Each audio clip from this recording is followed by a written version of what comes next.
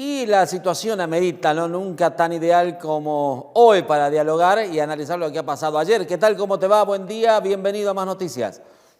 Hola Dani, ¿qué tal? ¿Cómo estás? Buenos días para vos y para toda la audiencia. Bueno, acá estamos, ¿no? Analizando y mirando lo que ha dejado el panorama electoral luego de los números de ayer. ¿Qué sensación te deja las elecciones PASO? Bueno, claramente son una foto de lo que está pasando hoy en Argentina, no solamente con la crisis económica que estamos viviendo, sino también con la escalada de violencia social e institucional a partir de la inseguridad que se viene dando en nuestro país, ¿no? Entonces, el resultado de estas elecciones PASO es una muestra del descontento de gran parte de la sociedad, no solamente con la gestión a nivel nacional, sino también con la gestión que se está llevando en cada una de las provincias. Vos fijate, Daniel, que el mapa hoy está pintado de morado o violeta, como le gusta decir a Milei, a partir de que hay un descontento muy importante de la población. Y en estas PASO, claramente hay una gran parte del electorado que se volcó a votar, a tener un voto bronca, un voto antisistema, un voto que claramente marca el malestar que existe, el malestar social que existe con la gestión en todos los ámbitos. Seguro. Javier, ¿y ahora qué tiene que hacer el oficialismo para revertir esto? Porque ha quedado tercero detrás de Milei, detrás de Patricia Bullrich. ¿Cuáles son las herramientas con las que cuenta? Tiene la gestión y la gestión tampoco está ayudando mucho como para que la gente revierta su decisión. Sí, claramente para Sergio Massa cumplir el rol de ministro de Economía en una situación de crisis económica como la que estamos atravesando, no le facilita la situación. Pero también recordemos, si uno lo mira de manera con el vaso medio lleno, podemos ver de que hay un 30% del electorado que no fue a votar, casi un 5% del electorado que votó en blanco. Es decir, hay una masa ¿A crítica esos hay que ahí buscar? interesante para apuntar. Y recordemos también, Daniel, que desde que están las elecciones PASO 2011 a la fecha, siempre entre un 5 y un 7% del electorado que no vota en las PASO sí vota en las elecciones generales. Entonces, con una diferencia más o menos de 3 puntos entre el primero y el tercero, ese 5 o 7% puede ser relevante. De igual manera, vamos a ver cómo se comporta el aparato electoral a nivel nacional y en cada una de las provincias, porque claramente nosotros veníamos advirtiendo de que no había un clima electoral en casi ninguna provincia, salvo en Capital Federal y quizás algo de provincia de Buenos Aires, no había un clima electoral. Entonces, yo creo que a partir de este cachetazo que el candidato antisistema Milei le da al sistema de coaliciones, es muy probable que se activen los aparatos electorales territoriales y la elección en octubre sea muy distinta, donde seguramente vamos a ver mucha más movilización, donde seguramente vamos a ver mucha más actividad en los distintos espacios políticos, tanto de Juntos por el ¿Mucha más Cambio como de plata? Unión por la Patria. ¿Perdón? ¿Mucha más plata? Seguramente los recursos económicos y los recursos humanos de los gobiernos que están, de las provincias que están gobernadas por Juntos por el Cambio y también por Unión por la Patria, seguramente se van a volcar a la elección de octubre. No se volcaron claramente a las elecciones ahora de ayer, pero sí posiblemente se vuelquen a las de octubre. ¿Eso garantiza un triunfo? No, claramente no lo garantiza, pero quizás el escenario no sea el mismo. ¿Cuál es el desafío que tiene Milei? Bueno, seguir manteniendo ese electorado antisistema, ese electorado que hoy está con algún tipo de malestar o con algún tipo de bronca con el sistema político, y por ahí comenzar un proceso de territorialización y acuerdos con algunos gobernadores, intendentes, para tratar de poder conseguir algunos de esos votos que se obtuvieron de ir a votar ayer o que votaron en blanco y que pueden virar para Javier Milei, si hace un buen trabajo de territorialización. Bueno, lo que hablabas recién, el trabajo en los territorios, algo que la estructura de Milei no tiene, comparándolo con los otros dos.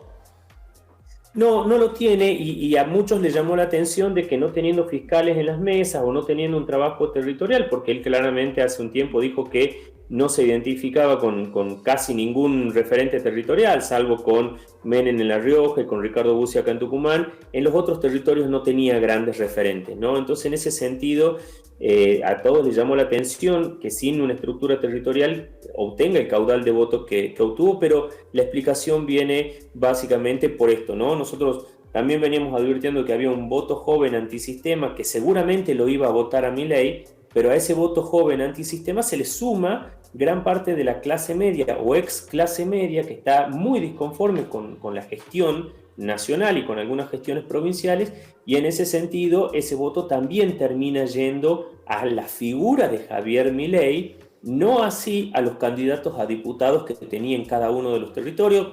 Lo podemos ver acá en Tucumán, donde Pablo Yedlin termina siendo el candidato más votado, sin embargo Javier Milei termina siendo el candidato más votado como candidato a presidente, ¿no?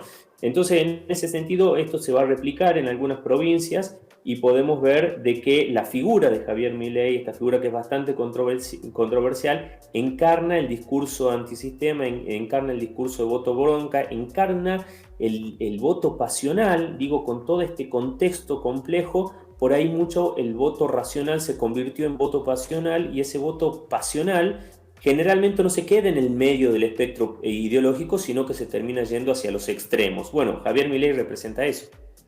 Javier, ¿qué respuestas económicas puede dar estas elecciones? Porque por lo pronto estamos informándonos, siguiendo constantemente lo que está pasando. Los bonos argentinos cayeron un 12% en Nueva York.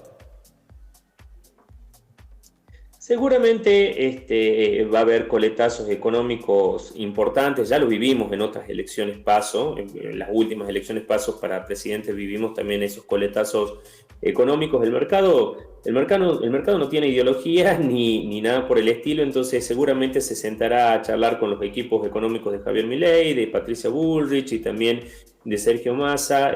Tratarán de ver qué es lo que puede llegar a pasar y cómo pueden pensar los próximos 4 años.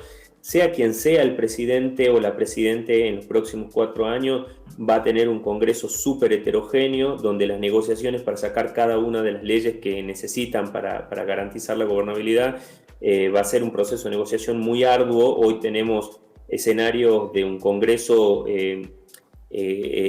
donde las coaliciones y las negociaciones van a tener que ser permanentes, y eso lo sabe el sistema financiero, y por lo tanto creo que más allá de quién gobierne, va a ser una tarea importante la que va a tener el Congreso, y por lo tanto el sistema financiero se sienta a hablar con todos los sectores.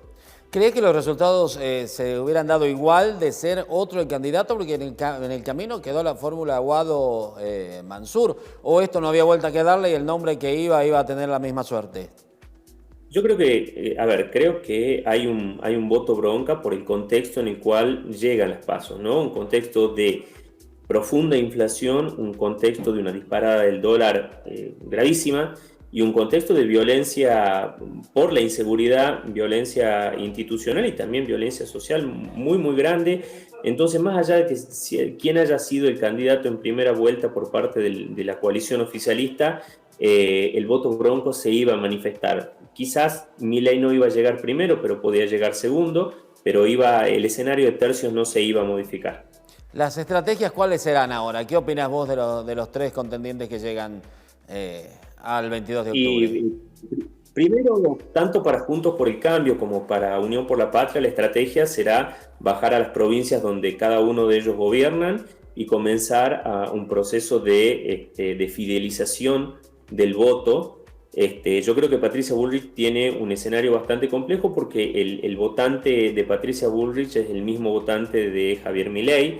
Y viceversa. La intriga es qué va a pasar con el votante y viceversa.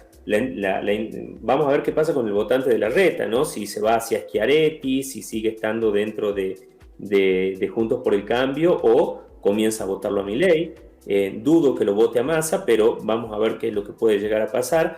Entonces la estrategia es fortalecer los discursos hacia adentro, hablarle a ese paradestinatario, que es el público que se abstuvo de ir a votar o que no fue a votar o que votó en blanco.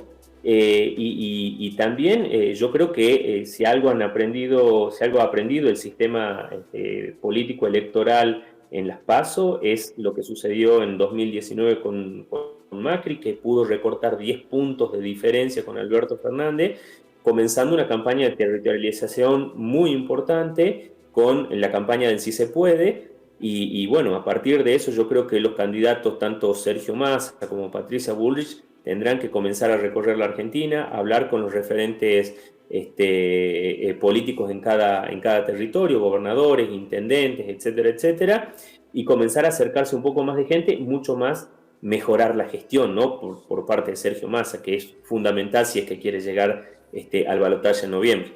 Y acá en Tucumán, la figura de Germán Alfaro, el gran derrotado electoralmente que tiene la provincia este año. Sí, creo que no fue un buen año para Germán Alfaro, ¿no? Fue un año bastante complicado. Me parece que por ahí la Unión Cívica Radical dentro de la coalición se asoma como por ahí los grandes ganadores de esta elección, de la mano tanto de Roberto Sánchez como de Mariano Campero, y principalmente de Mariano Campero.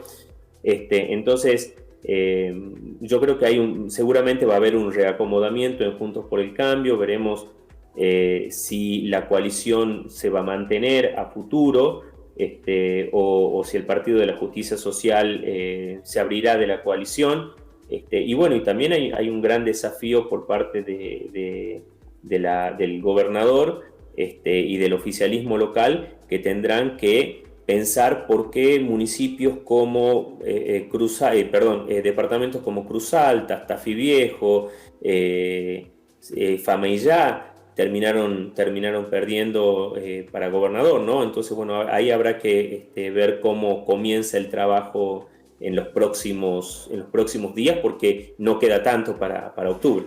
La verdad que no, queda muy poco y estos días van a pasar hasta octubre, hasta las elecciones, realmente rápido.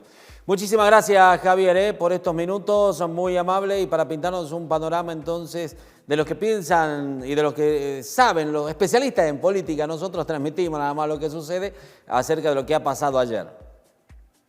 Muchísimas gracias por la comunicación y a disposición como siempre. Muchísimas gracias, Javier, un gran abrazo, muy amable.